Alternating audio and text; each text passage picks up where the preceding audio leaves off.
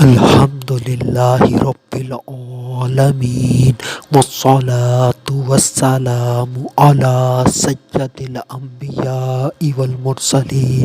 اما بعد فاعوذ باللہ من الشیطان الرجیم بسم اللہ الرحمن الرحیم وقرن فی بیوتکن صدق اللہ العظیم۔ اور اپنے گھروں میں ٹھہری رہو۔ آج کا جو میرا عنوان ہے وہ ہے اسلام دین فطرت، درود پاک کی فضیلت نبی اکرم نور مجسم شاہ آدم و بنی آدم سیاہ لامکاں شب اسرا کے دولہ مصطفیٰ جان رحمت صلی اللہ علیہ وآلہ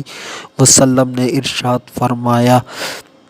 جس کے پاس میرا ذکر ہوا اور اس نے مجھ پر درود پاک نہ پڑھا، تحقیق وہ بدبخت ہو گیا۔ صلو علی الحبیب صلی اللہ تعالی علی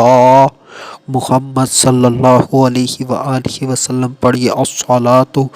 والسلام علیک یا رسول اللہ وعلی آلک واصحابک یا حبیب اللہ۔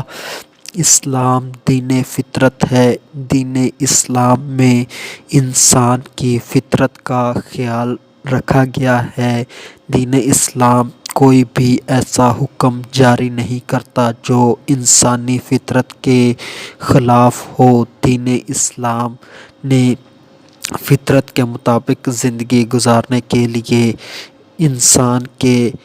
کو قوانین عطا کیے ہیں جو کہ اسی کی بہتری کے لیے ہیں۔ اگر وہ ان قوانین کے اوپر عمل نہیں کرتا تو اس کا دنیا میں نقصان ہوگا، اگر عمل کرتا ہے تو دنیا میں فائدہ ہوگا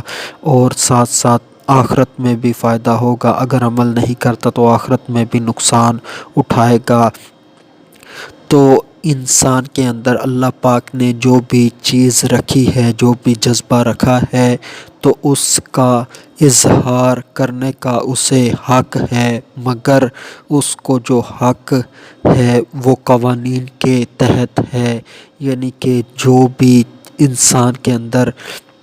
صلاحیت ہے، اگر وہ اس کو اسلام کے قوانین کے مطابق ظاہر کرتا ہے تو اس کے لیے وہی صلاحیت کار ثواب بن جاتی ہے، اور اگر اسی طرح کوئی صلاحیت ہے اور وہ اسلامی قوانین کے خلاف استعمال کرتا ہے تو وہ صلاحیت اس کے لیے عذاب نار کا باعث بنے گی۔ اس کے اوپر درجنوں مثالیں دی جا سکتی ہیں، ان میں سے ایک بات مثال کے طور پر پیش کرتا ہوں، جیسے کہ انسان کے اندر غصہ آنا ہے، یہ ایک فطری چیز ہے۔ اب اسی غصے کے آنے سے اگر اس نے ثواب کمانا ہے، اگر کسی انسان کو غصہ اس وجہ سے آتا ہے کہ اس کی جو اولاد ہے وہ نماز نہیں پڑھتی، اس کی جو بیوی ہے وہ نماز نہیں پڑھتی، تو اب وہ شخص پیار سے محبت سے سمجھا چکا ہے، سب کچھ کر چکا ہے، اب اس کو غصہ آتا ہے تو اب وہ غصے کی وجہ سے اپنی اولاد کو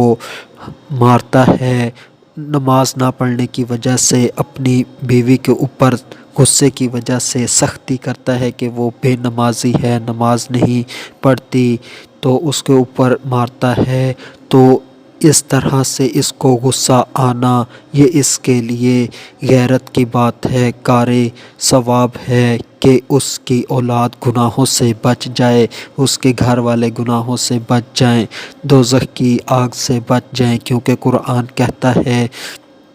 کہ اپنے آپ کو اور اپنے گھر والوں کو دوزخ کی آگ سے بچاؤ جس کا ایندھن آدمی اور پتھر ہیں۔ تو اس طرح سے وہ قرآن پہ عمل کرتا ہے، اس کو بے نمازی ہونے پر غصے میں آتا ہے، اپنی اولاد کو نمازی بنانا چاہتا ہے، تو اس کا غصے میں آنا بھی درست ہے اور مارنا بھی درست ہے، جو کہ مناسب مار ہو۔ تو اس لیے تو نبی پاک صلی اللہ علیہ وآلہ وسلم نے احادیث کا مفہوم ہے کہ جب اولاد اولاد 7 سال کی ہو جائے تو انہیں نرمی سے نماز کی ترغیب دلائی جائے، اور جب وہ 10 سال کی ہو جائے اور نماز نہ پڑھے تو انہیں مار کر نماز پڑھوائی جائے۔ تو یہ مثال میں نے پیش کر دی۔ اب دوسری مثال جو میرے موضوع کی ہے وہ یہ ہے کہ انسان کے اندر اللہ پاک نے شہوت کا جذبہ رکھا ہے، اور اگر شہوت وہ دین اسلام کے خلاف طریقے سے وہ اس کا حصول کرتا ہے تو اس کو دنیا میں بھی سزا ملے گی، آخرت میں بھی سزا ملے گی۔ وہ زانی کہلائے گا، تو دنیا میں اسے اگر غیر شادی شدہ ہے تو 100 کوڑے لگیں گے، اگر شادی شدہ ہے تو رجم کیا جائے گا، یعنی کہ لوگوں کی بہت بڑی تعداد موجود ہوگی اور لوگوں کے سامنے، مسلمانوں کے سامنے اسے پتھر مار مار کے مار دیا جائے گا۔ اور جو کوڑے لگانے کی بات ہے، اس وقت بھی مسلمانوں کی ایک بڑی تعداد موجود ہو تاکہ وہ اس سے عبرت حاصل کریں اور وہ دین اسلام کے مطابق اس کا ذریعہ تلاش کریں، یعنی کہ نکاح کریں، زنا نہ کریں، اور اس کا جائز طریقہ یعنی کہ شہوت کو پورا کرنے کا یعنی کہ نکاح ہے، تاکہ اس کے ذریعے سے وہ حرام سے بچ جائے اور حلال طریقے سے اپنی ضرورت پوری کر لے۔ تو دین اسلام نے انسان کو اس کے نقصان سے بچانے کے لیے، بے حیائی سے بچانے کے لیے، جنسی بے راہ روی سے بچانے کے لیے، بدکاری سے بچانے کے لیے دین اسلام نے نکاح کا راستہ دیا ہے۔ اب جو نکاح کرتا ہے وہ ثواب پاتا ہے، اور جو نکاح کو چھوڑ کر زنا کرتا ہے تو وہ عذاب بھگتے گا اور اللہ کی ناراضگی کا وہ سامنا کرے گا۔ تو اب دین اسلام نے نکاح کا جو پیغام دیا ہے، میسج دیا ہے مسلمانوں کو، تو اس کے دنیا میں بھی فائدے ہیں۔ یہ نکاح کا رشتہ جو ہے بہت خوبصورت ہوتا ہے، بہت اہم ہوتا ہے، ضروری ہوتا ہے، تو اس کی حفاظت کے لیے، بقا کے لیے دین اسلام نے قوانین بھی بنائے ہیں کہ کسی طرح سے یہ رشتہ ٹوٹ نہ جائے، ختم نہ ہو جائے۔ اس لیے اس میں بیوی کے بھی حقوق ہیں، شوہر کے بھی حقوق ہیں، تاکہ یہ رشتہ مسلسل چلتا رہے، اس کے اندر کوئی خرابی وغیرہ نہ آئے۔ تو اس طرح سے جو گھر ہے امن و سلامتی کا گہوارہ بنا رہے، امن و سلامتی اس کے اندر داخل رہے، تو اس طرح سے وہ کامیاب زندگی گزار سکتے ہیں، اللہ اور اس کے رسول کی رضا حاصل کر سکتے ہیں۔ تو یہ طریقہ کار ہے دین اسلام میں زندگی گزارنے کا، اور یہ جو رشتہ ہے یہ وہی لوگ نبھا سکتے ہیں جو دین اسلام کے اوپر عمل کرتے ہیں، یعنی کہ ایک دوسرے کے حقوق ادا کرتے ہیں تو وہ کامیاب ہوتے ہیں، اور جو حقوق ادا نہیں کرتا وہ اس رشتے کو توڑ بیٹھتا ہے۔ تو جو لڑکی ہے اس نے اب شادی کرنی ہے، اس نے کامیاب زندگی گزارنی ہے، تو جب وہ اپنے شوہر کے گھر میں آئے تو جب شوہر سے پہلی ہی ملاقات ہو یعنی کہ پہلی رات ہو تو اس وقت ہی شوہر سے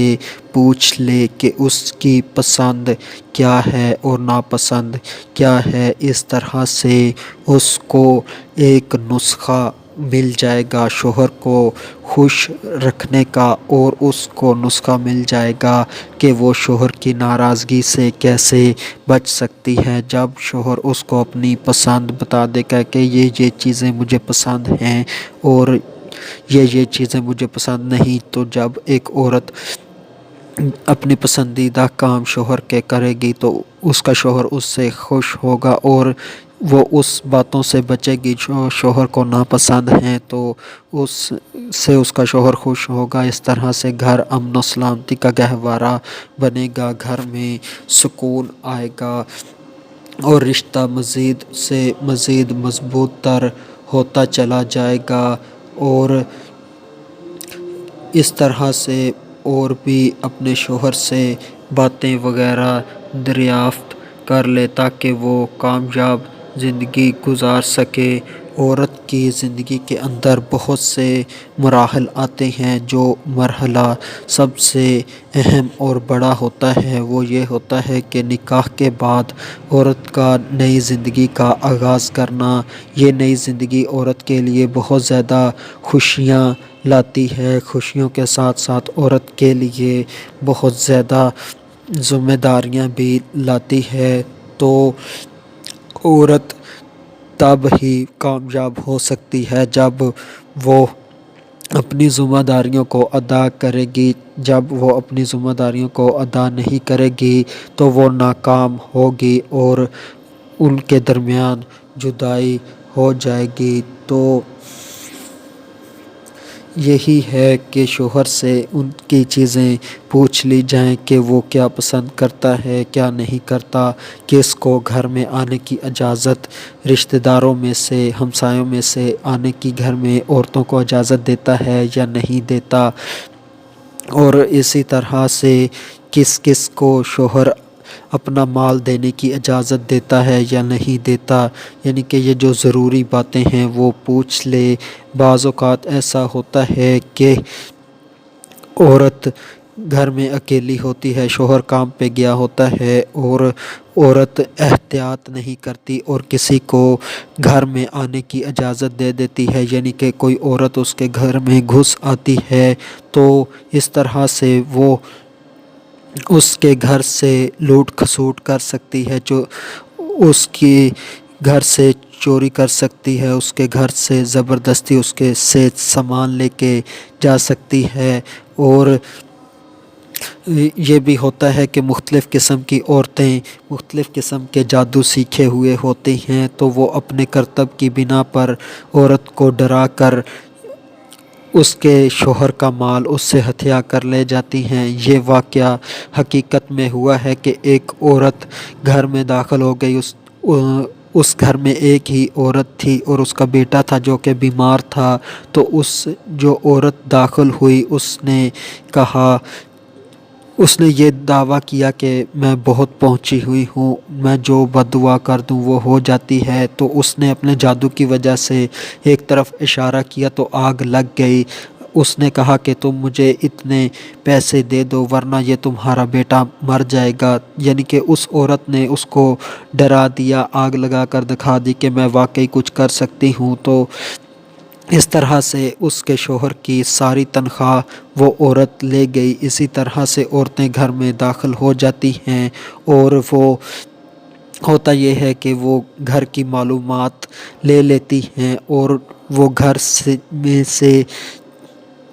ڈکیٹی کروا دیتی ہیں کہ گھر میں اتنے بندے ہیں، وہ تو کچھ نہیں کہتی چلی جاتی ہیں مگر وہ معلومات ڈاکوؤں کو دے دیتی ہیں اور اس طرح سے ڈکیٹی کروا دیتی ہیں۔ اسی طرح سے گھروں میں مختلف طریقوں سے مرد آ جاتے ہیں کہ میں آپ کے شوہر کا فلاں رشتہ دار ہوں، میں بہت ایمرجنسی میں ہوں تو مجھے فلاں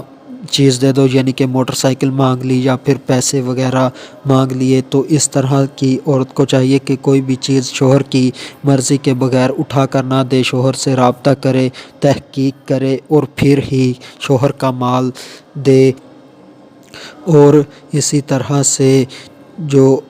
ایک تو ہوتا ہے شوہر کے مال کی حفاظت کرنی ہے، شوہر کے بعد اپنی عزت و آبرو کی بھی حفاظت کرنی ہوتی ہے۔ آج کے دور کے اندر مختلف ہیلے بہانوں سے، مختلف طریقوں سے جو ہے وہ عورت کو ورگلا کر اس کی شوہر کی غیر موجودگی میں اس کی عزت لوٹ لی جاتی ہے۔ تو خود کو نامحرموں سے اچھی طرح بچائے اور کسی بھی نامحرم کو بالکل بھی قریب نہ آنے دے، ان سے جو بات کرے تو وہ سختی سے، روب والے لہجے سے، غصے والے تھوڑے سے لہجے سے بات کرے تاکہ وہ کوئی نرمی دیکھ کر اس کی طرف مائل نہ ہو۔ اور اپنی عزت آبرو کی حفاظت کرنی ہوتی ہے، شوہر کے مال کی حفاظت کرنی ہوتی ہے، اور اسی طرح سے دیگر گھر کے سامان کی دیکھ بھال کرنی ہوتی ہے تو ان تمام کاموں کو اچھی طرح سے کرے تو اسی طرح سے وہ کامیاب زندگی گزار سکتی ہے۔ آخر میں اللہ تبارک و تعالی سے دعا ہے کہ اللہ تبارک و تعالی ہمیں گناہوں سے بچائے۔ اور یہ بھی دیکھا جاتا ہے کہ جو عورتیں ہوتی ہیں وہ اپنی ہمسایوں کو بتاتی رہتی ہیں کہ ہماری شادی آنے والی ہے، ہم نے شادی پہ فلاں شہر میں جانا ہے، اتنے دن لگیں گے، ہمیں پورے گھر والوں کو دعوت دی گئی ہے، ہم پورے گھر والے جائیں گے۔ تو اس طرح سے اپنے گھر کی عورتیں معلومات اپنی ہمسائی کو، قریبی کو دے دیتی ہیں، اور اس طرح سے ہوتا ہے کہ جو ڈاکو ہوتے ہیں انہوں نے باقاعدہ پیسے دیے ہوتے ہیں کہ صرف آپ لوگوں نے ہمیں معلومات دینی ہے کہ فلاں گھر کس وقت خالی ہوگا بالکل اور کتنے ٹائم کے لیے خالی ہوگا۔ صرف یہ معلومات دینے پر اس علاقے میں عورتوں کو پیسے دیے ہوتے ہیں تو وہ معلومات دے دیتی ہیں اور ڈاکہ وغیرہ پڑ جاتا ہے۔ تو اسی طرح ایک گھر تھا، اس کی جو معلومات تھی وہ کسی کو ڈاکوؤں تک پہنچ گئی کہ وہ شادی پر راولپنڈی گئے ہوئے ہیں، تو 2 دن تک انہوں نے نہیں آنا۔ گھر کے تمام تالے موجود ہیں، تالے لگے ہوئے ہیں ویسے کہ ویسے ہی۔ تو انہوں نے گھر کی ایسی صفائی کی، ایسا چوری کی کہ گھر کے اندر کچھ بھی نہیں چھوڑا، حتیٰ کہ بلب پنکھے تک اتار کے لے گئے۔ تو عورتوں کو اس بات کا خیال رکھنا چاہیے کہ گھر کی جو معلومات ہے وہ کسی کو بھی نہ دی جائے۔ آخر میں اللہ تبارک و تعالی سے دعا ہے کہ اللہ تبارک و تعالی ہماری ماؤں بہنوں کو عقل سلیم عطا فرمائے، آنے والے نقصانات سے بچائے۔